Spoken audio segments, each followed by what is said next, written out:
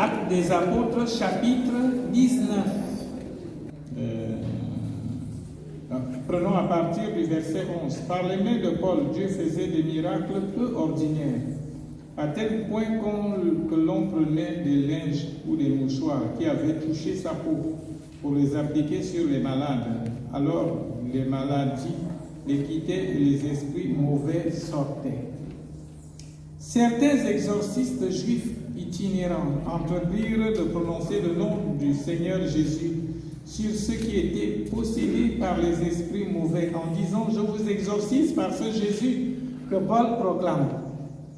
Les 7 fils d'un certain Sheva, un grand prêtre juif, agissaient ainsi.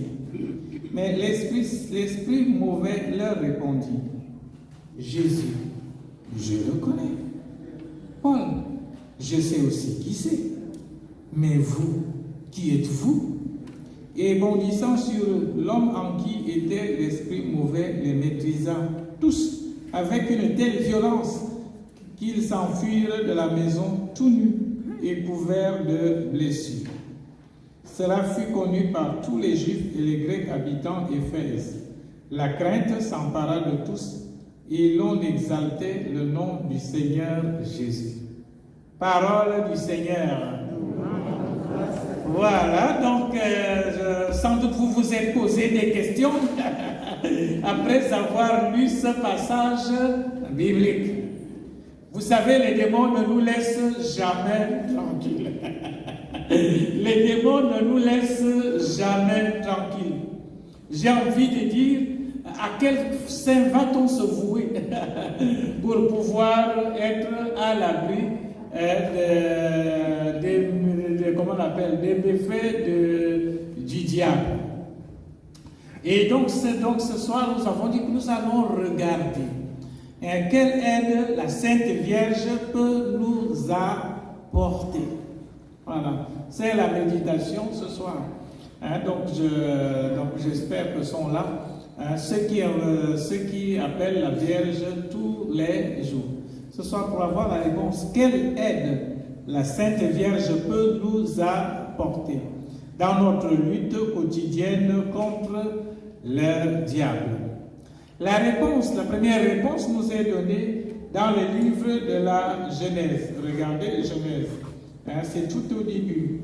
Genèse chapitre 3, verset 15. Vous avez trouvé? Parfait. Genèse chapitre 3, j'ai dit combien? Verset 15. Là, fait bon. On peut prendre la partie du verset 14. Il est dit, alors le Seigneur Dieu dit au serpent. Le serpent, c'est qui? Le diable. Satan. Alors le Seigneur Dieu dit au serpent, parce que tu as fait cela, tu seras maudit parmi tous les animaux et toutes les bêtes des champs.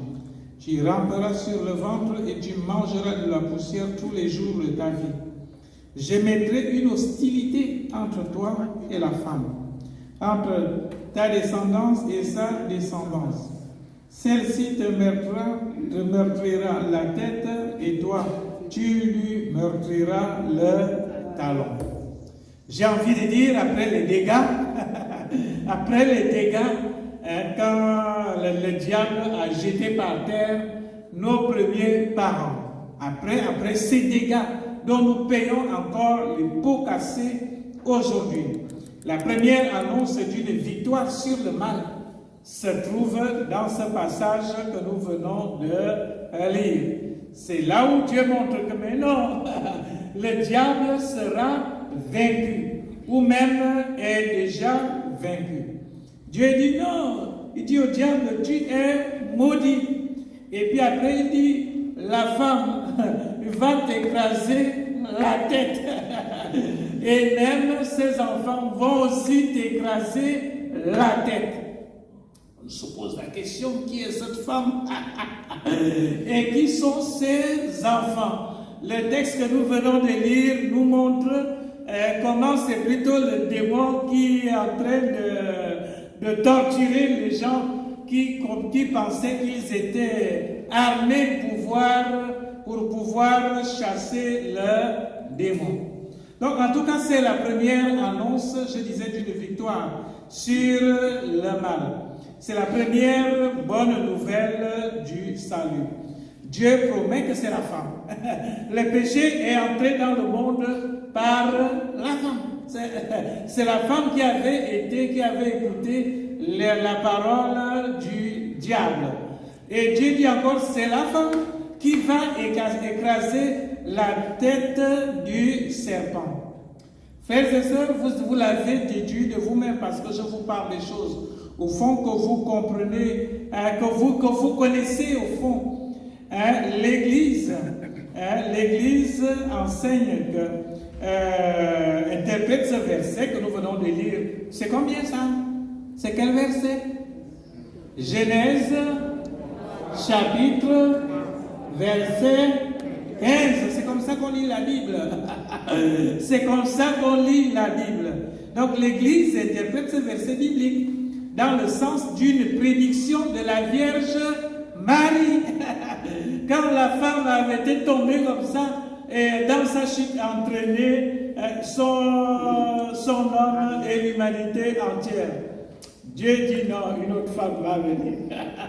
Donc voilà. Donc je disais que l'Église interprète ce verset dans le sens d'une prédiction de la Vierge Marie, la femme qui allait fouler aux pieds le mal et qui allait fouler. D'ailleurs, vous savez, l'Immaculée Conception. Pas une seule fois le diable va jeter la Vierge à terre. Pas une seule fois. Dieu a permis cela. Que cette femme sera sainte et sans péché. Immaculée. Donc voilà, c'est la femme qui allait piétiner Satan. Qui allait piétiner Satan.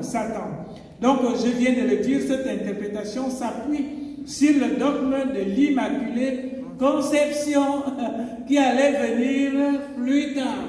L'Immaculée Conception. Donc voilà. Qu'est-ce que je voudrais dire? Les péchés sont la porte du diable. Les péchés. Notre cœur est comme une maison. Nous ouvrons la porte au diable par nos péchés. Mais il y a une femme qui n'allait jamais ouvrir la porte au diable, c'est la bienheureuse Vierge Marie, la femme victorieuse du péché annoncée par Dieu lui-même. C'est le passage que nous venons de lire. Vous allez comprendre maintenant. Prenez l'évangile selon Saint Jean, chapitre 2. Vous avez trouvé des gens? Vous êtes rapide comme moi. Jean, chapitre 2. Vous avez trouvé? C'est bon? Je peux lire. Parfait. Jean chapitre 2. Le 3e jour, il y eut un mariage à Cana de Galilée.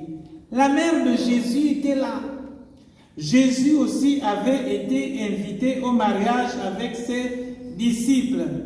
Or, on manqua de vin. La mère de Jésus lui dit, « Ils n'ont pas de vin. » Jésus lui répond, « Femme, que me veux-tu? Mon heure n'est pas encore venue. » Ce passage biblique ne vous a jamais choqué? Non, attends, ne soyez pas timide. Vous êtes remplis de l'Esprit Saint.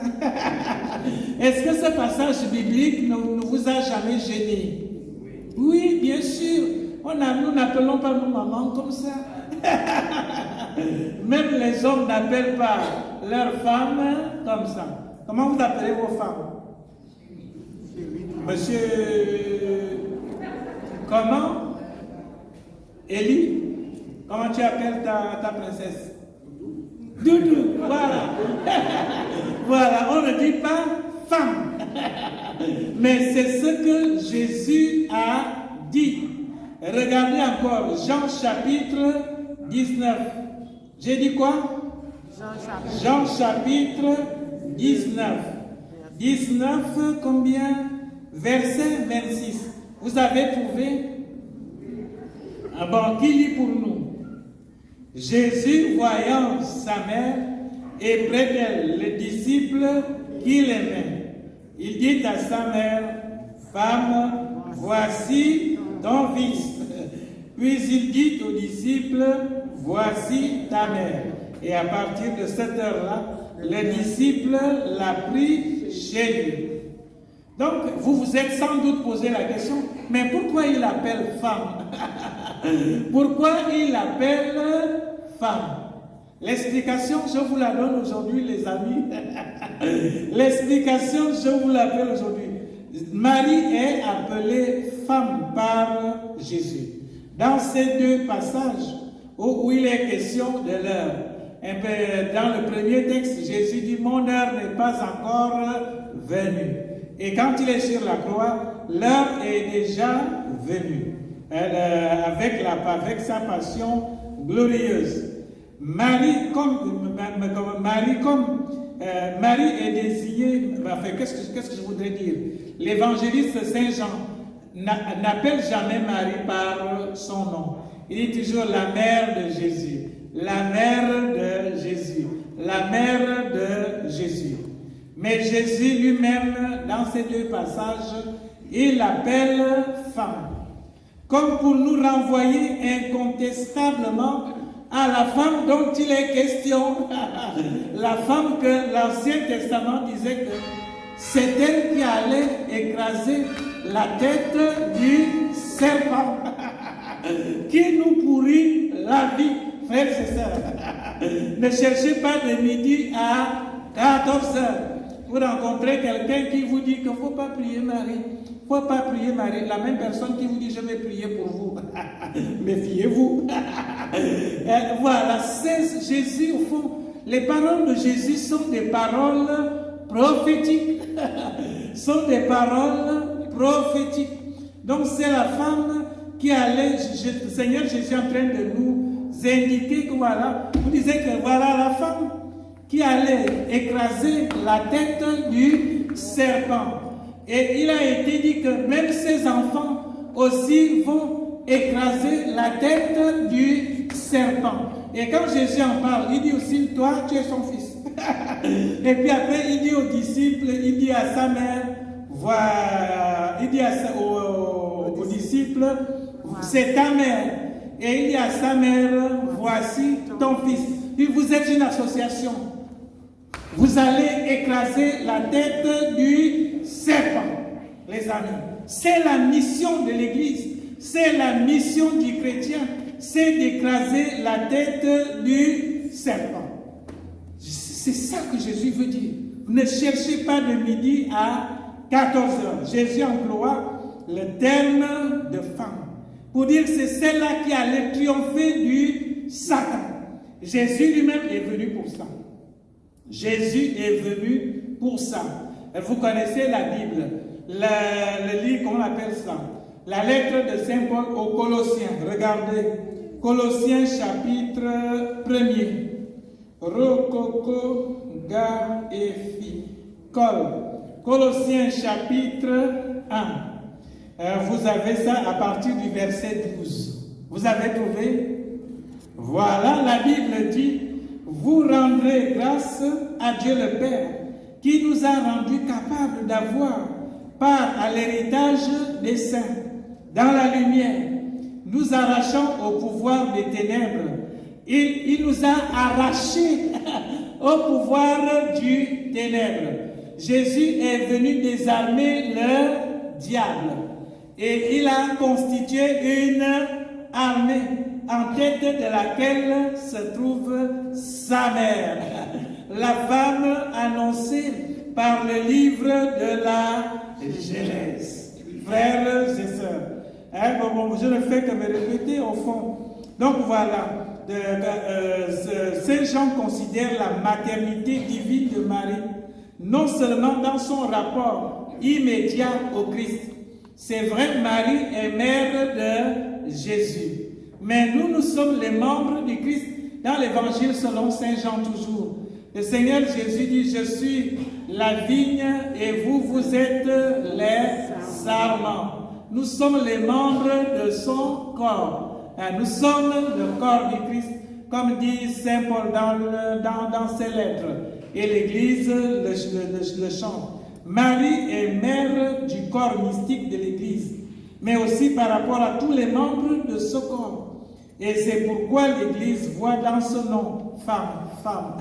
Jésus l'appelle femme. Ça fait plaisir à Jésus parce qu'il sait que c'est elle qui va détruire les œuvres du diable. Je ne sais pas, moi je suis allé à Lourdes une seule fois, un pèlerinage du rosaire. C'était en 2000, je pense que ça devait être 2014, oui c'est ça. C'est même l'archevêque qui était le prédicateur officiel de ce pèlerinage. Il y a un enseignement qui est donné sur Sainte Bernadette de Lourdes. Certains d'entre vous vont sans doute reconnaître. Il est dit qu'un jour où la Vierge lui apparaissait, la foule était là, Bernadette était là, donc il voyait la Vierge. Et puis après on dit qu'il y avait des voix, il y a des voix qui disaient à Bernadette de s'enfuir loin de la Vierge. Ce n'était pas la foule qui était là, mais au fond c'était les démons. C'était en train de lui dire de s'enfuir de la Vierge. Du côté d'où venaient les voix, il est dit que la Vierge s'était retournée seulement comme ça. Et puis après, c'était silence choui. Donc voilà, frères et sœurs, au fond, nous avons l'explication, l'emploi du terme femme. Jésus tient à signifier à Marie qu'au fond, ce n'est plus la petite vie à Nazareth. Jésus lui confie maintenant un rôle dans la lutte contre les démons. Ce titre de femme que Jésus lui donne à la place de celui de mère a un caractère solennel. Un caractère solennel. Comme mère, Marie passe de la fonction de mère de Dieu à celle de figure de mère de l'Église. Voilà, du rôle humain et spirituel de mère humaine de Jésus au rôle purement spirituel des femmes croyantes dans l'Évangile. Et ça nous permet de comprendre l'image que nous voyons dans le livre de l'Apocalypse. La femme, enfin bon, vous voyez, vous avez ça. Les livres de l'Apocalypse, c'est le dernier livre de la Bible, c'est facile à trouver. Chapitre combien? 12. Voilà, un grand signe apparu dans le ciel. Une femme ayant le soleil pour manteau, la lune sous les pieds, et sur la tête une couronne de 12 étoiles. Donc voilà. Donc, de cette femme qui apparaît au ciel. Dans l'Apocalypse, Marie est associée à la royauté universelle de son Fils. Donc je vais pas quoi, qu'est-ce que je vais dire, commenter, je vous lis juste quelques écrits des papes. D'abord, le pape Jean-Paul II, il dit, un signe grandiose apparut au ciel, une femme. Le soleil l'enveloppe, c'est Jean-Paul II qui écrit. La lune est sous ses pieds et 12 étoiles couronnent sa tête. La grâce qui parvient à l'humanité à travers Marie est beaucoup plus abondante que les dommages qui proviennent du péché de nos premiers parents. À cause de nos parents, le péché est entré dans le monde. Comme dit Saint Paul, là où le péché a abondé, la grâce a surabondé. C'est ce que veut dire Jean-Paul II. Il dit la grâce qui parvient à l'humanité à travers Marie est beaucoup plus abondante que les dommages qui proviennent du péché de nos premiers parents. D'ailleurs, c'est ce que l'ange lui disait. Tu es bénie plus que toutes les femmes. En Marie, comme en aucune autre créature humaine, nous voyons le triomphe de la grâce sur le péché. L'ange lui disait, comblé de grâce. Et Jean-Paul II continue, il dit, nous voyons s'accomplir la prophétie de la Genèse, de la descendance de la femme, qui écrase la tête du serpent infernal. Et le pape Paul VI, en 1967, lui, il écrivait, le grand signe que l'apôtre Saint Jean contempla dans le ciel, la femme revêtue de soleil et à juste titre dans la sainte liturgie de l'Église catholique interprétée de la bienheureuse Vierge Marie, par la grâce du Christ Rédempteur, Mère de tous les hommes. La femme, c'est vraiment la Vierge Marie. Et qu'est-ce que nous pourrons dire? Parce que comment se fait-il que Marie se distingue de toutes les autres femmes jusqu'à ce point? Et au fond, la désobéissance dont le diable avait été le principe prend fin de la même façon qu'elle avait commencé. Ève avait désobéi. Ève avait désobéi. Et les pères disent que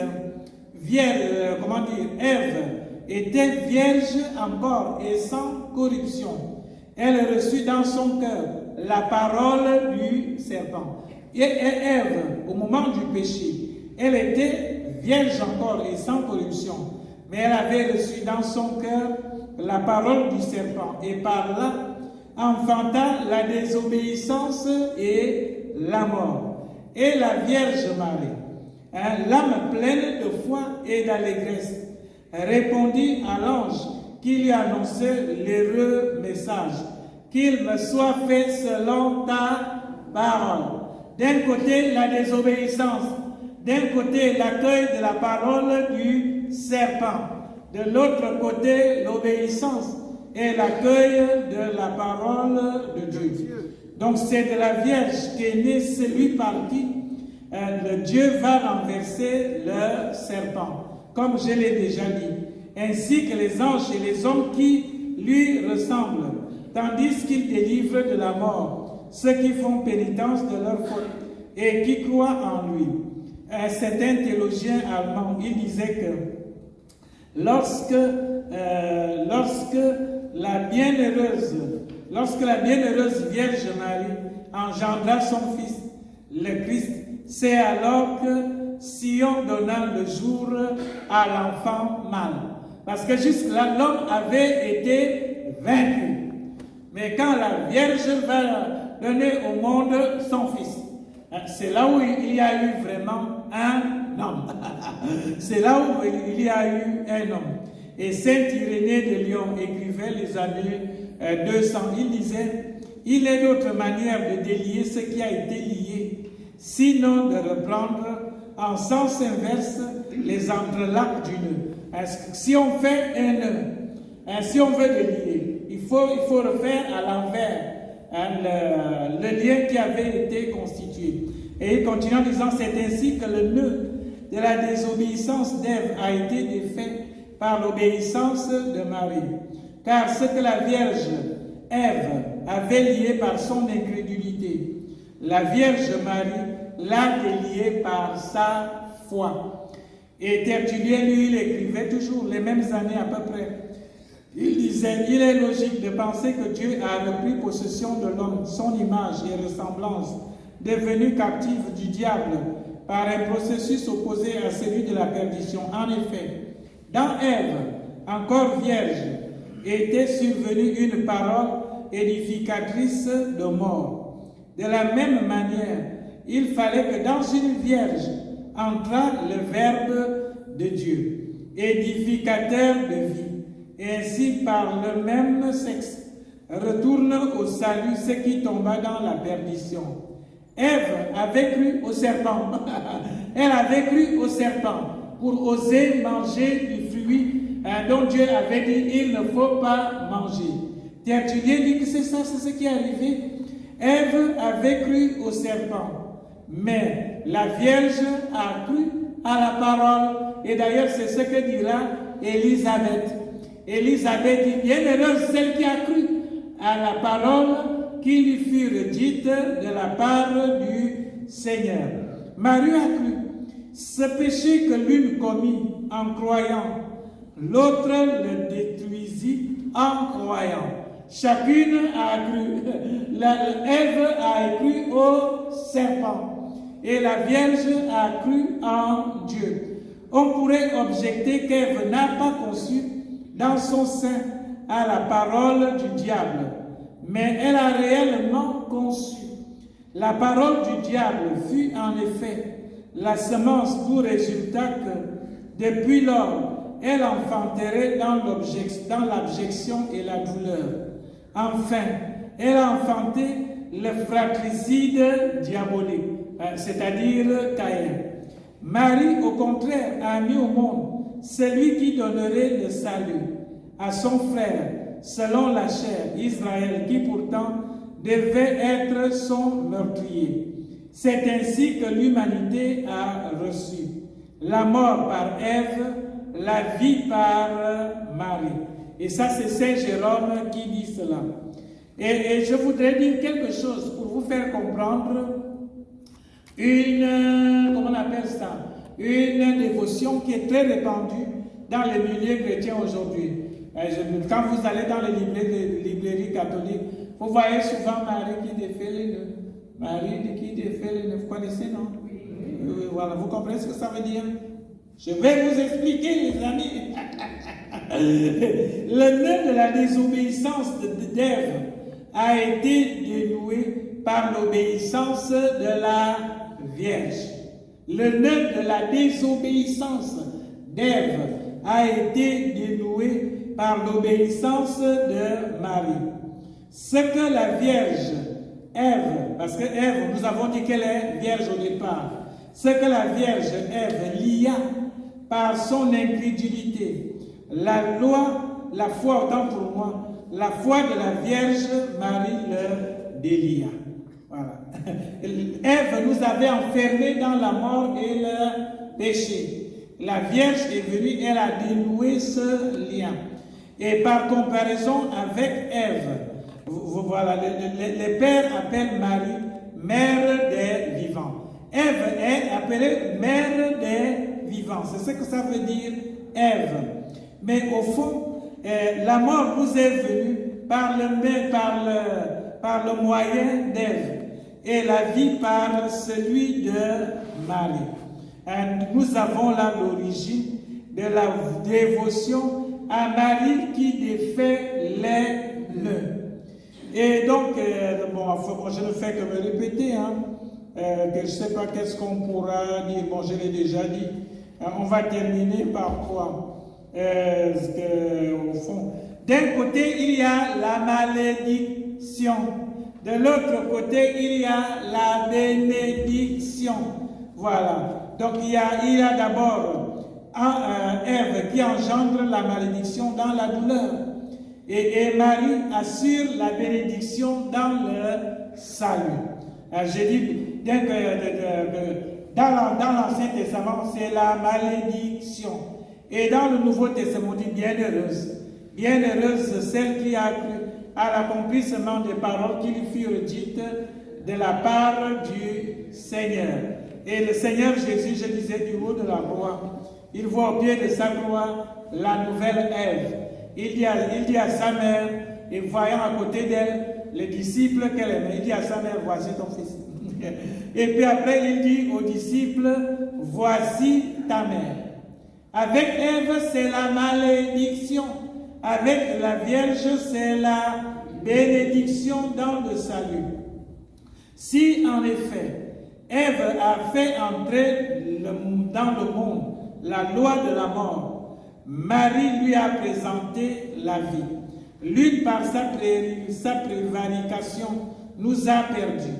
L'autre par son enfantement nous a sauvés. La première par le fruit de l'arbre nous a frappés à la racine. La Vierge a apporté sur sa tige la fleur qui devait nous ranimer de son parfum, nous guérir avec son fruit. C'est ce qu'Élisabeth dira. Il disait, le fruit de tes entrailles est béni. Ce que l'ange, comment on appelle, Ève avait mangé, nous a perdus. Mais le fruit qu'on appelle, le fruit de béni des entrailles de la Vierge nous apporte le salut. Le Seigneur Jésus dira, qui mange ma chair, boit mon sang, qui mange ma chair et boit mon sang, demeure en moi et moi en lui. Au verset 57, il dit, de même que le Père est vivant, que moi je vis par le Père, de même celui qui me mange vivra par moi. Donc voilà, qu'est-ce que je voudrais dire? Marie nous enfante à la vie surnaturelle en cueillant ce fruit sur l'arbre de la croix. Elle accepte dans son cœur de compassion le sacrifice de Jésus. Nouvelle Ève, elle cueille ce fruit sur l'arbre de la croix, non plus pour nous perdre, mais pour nous donner le salut. Et en la personne du disciple que Jésus aimait, elle reçoit toute l'Église. On dit comment Marie refuge des pécheurs, oui les amis. C'est Jésus qui l'a voulu. Et il a dit, femme, voici ton fils. Et aux disciples, il a dit, voici ta mère. Donc je reprends ce que je disais, ça va être mon mot de fin. Je disais, elle accepte dans son cœur de compassion le sacrifice de son fils Nouvelle Ève, elle cueille ce fruit sur l'arbre de la croix, non plus pour nous perdre, mais pour notre salut. Et en la personne du disciple que Jésus aimait, elle reçoit toute l'Église acquise par Jésus au prix de son sang et en devient la mère. Amen. Amen. C'est ce que nous avons annoncé la semaine dernière. Nous avons dit le diable nous jette par terre. Mais il y a quelqu'un que Jésus nous a donné et qui est pour nous, un secours assuré pour triompher du diable. C'est Dieu lui-même qui a donné l'ordre que la femme va écraser ta tête et sa descendance va écraser ta tête. Et Jésus a créé le lien en disant que nous sommes de la descendance de la Vierge.